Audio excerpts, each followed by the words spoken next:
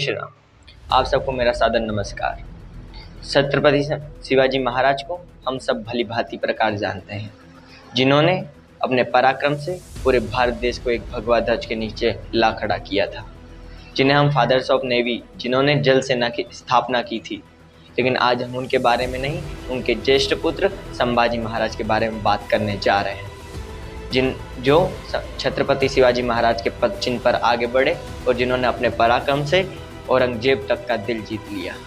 इनके पूरे जीवन काल में बचपन से लेकर तो इनके अंतिम, इन्होंने सिर्फ संघर्ष ही संघर्ष से देखा है। 1657 में इनका जन्म हुआ और 2 साल की उम्र में इनकी माता का देहांत हो गया। जीजाबाई यानी कि छत्रपति शिवाजी महाराज की माँ और इनकी दादी ने इनका पालन पोषण किया।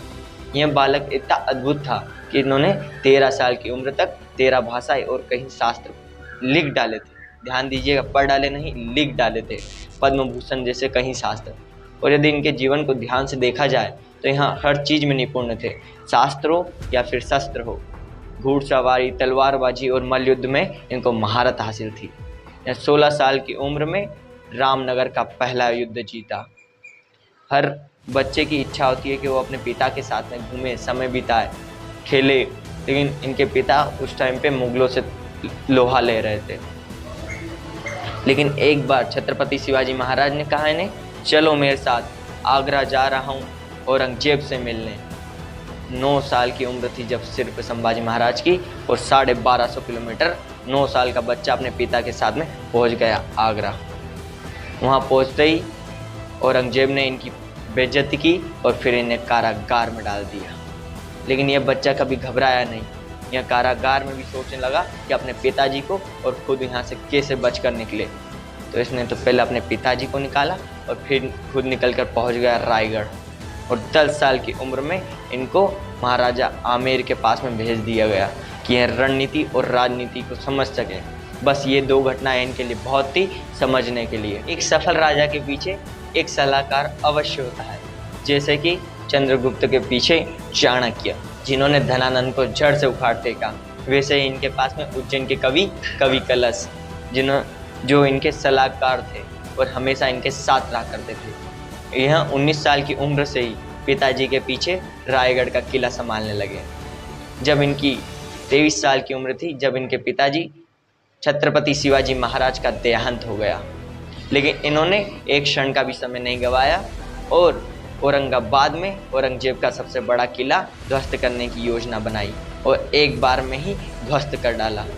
और इससे औरंगजेब पूरी तरह से बकला गया और उसने अपने सेनापति हुसैन अली खान को इनको ख़त्म करने के लिए भेजा। हुसैन अली खान बोला, 2 दिन में ख़त्म कराऊंगा। 3 साल तक युद्ध चला और एक बार भी ना हरा पाया छत्रपति संभाजी महाराज को। आपको शायद पता हो कि हमारे पूरे भारतवर्ष में एक लौते संभाजी महाराज ऐसे योद्धा रहे हैं जो 9 साल के अंतराल में 120 लड़ाइयाँ लड़ी, लेकिन एक भी न हारी। और संभाजी महाराज ने औरंगजेब को मराठाओं के बीच में इतना घुमाया कि पूरे देश को जीतने का सपना ही रह गया। लेकिन कहते हैं ना, घर का बेदी लंका ढाए, उसी प्रकार कुछ इनके साथ भी हुआ। इनके साले साहब को संभाजी महाराज ने वेतन देने से मना कर दिया और वहाँ जाके मिल गया औरंगजेब से और सारे गुप्त मार्गों के बारे में बता दिया औरंगजेब को। और एक बार कवि कलश और संभाजी महाराज साथ में गुप्त मार्ग से जा रहे थे।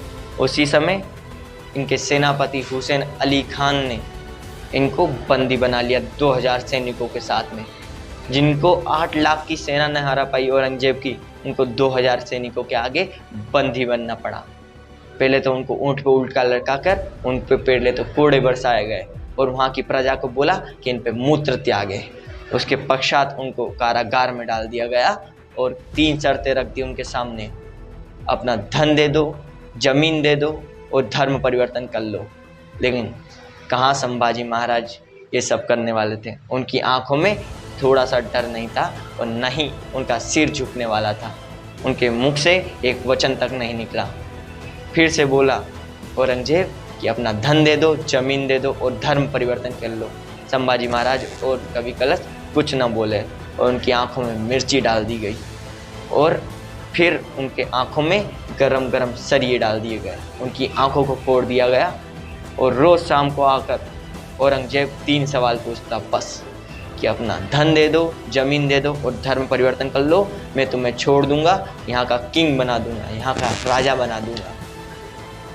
लेकिन छत्रपति शिवाजी महाराज अपने धर्म को कहाँ छोड़ने वाले थे, अपनी भूमि को कहाँ छोड़ने वाले थे। उसका अत्याचार बढ़ता गया। धीरे धीरे उसने उनके नाखूनों को खींचना चालू कर दिया, उनके बालों को नोचना चालू कर दिया। इससे भी बात न बनी तो उनकी उंगलियां काटनी चालू कर दी और धीरे धीरे उनके पाँव की भी उंगलियां काट दी, हाथों की उंगलियां काट दी। फिर पूछा उसने कि अपना धन दे दो, ज़मीन दे दो, धर्म परिवर्तन दे लो, कर लो। लेकिन वह कहाँ हटने वाले थे। उनके फिर हाथ काट दिए गए, उनके पाँव काट दिए गए, उनकी अंतिम में चमड़ियाँ उतार दी गई, चमड़ियाँ छील दी। औरंगजेब आखिरी बार उनके पास मिलने आया और बोला, संभाजी महाराज, आज मैं तेरे सामने हार मानता हूँ। मेरी 4 औलादें थी, यदि एक भी औलाद तेरे जैसी होती ना संभाजी महाराज, तो पूरे भारत देश को मुगल स्थान बना देता, पूरे देश पर मुगलों का स्थान होता, मुगलों का आधिपत्य जमा देता। लेकिन एक भी औलाद में तेरे जैसी नहीं है संभाजी महाराज। आज मैं तेरे सामने हार मानता हूँ, काट दूँ इनका गला। और अंतिम में उनका गला काट दिया, छोटे छोटे टुकड़े करके उनको नदी किनारे डाल दिया। वहाँ की प्रजा ने उनको टुकड़ों को पहले तो सिलकर उनका अंतिम संस्कार किया।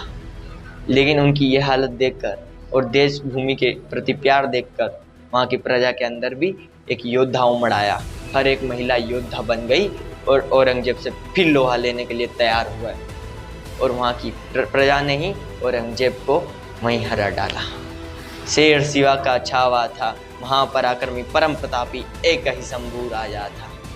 इनकी यह शौर्य गाथा हर एक व्यक्ति के रग रग में होनी चाहिए। हम भारतवासी धीरे धीरे इनको भूलते जा रहे हैं। जो इतने महान व्यक्तियों को हमारा भारत देश कैसे भूल सकता है। और ऐसे ही महान व्यक्तियों की आगे मैं कहानी लाता रहूँगा। जब तक के लिए जय श्री राम, जय श्री महाकाल।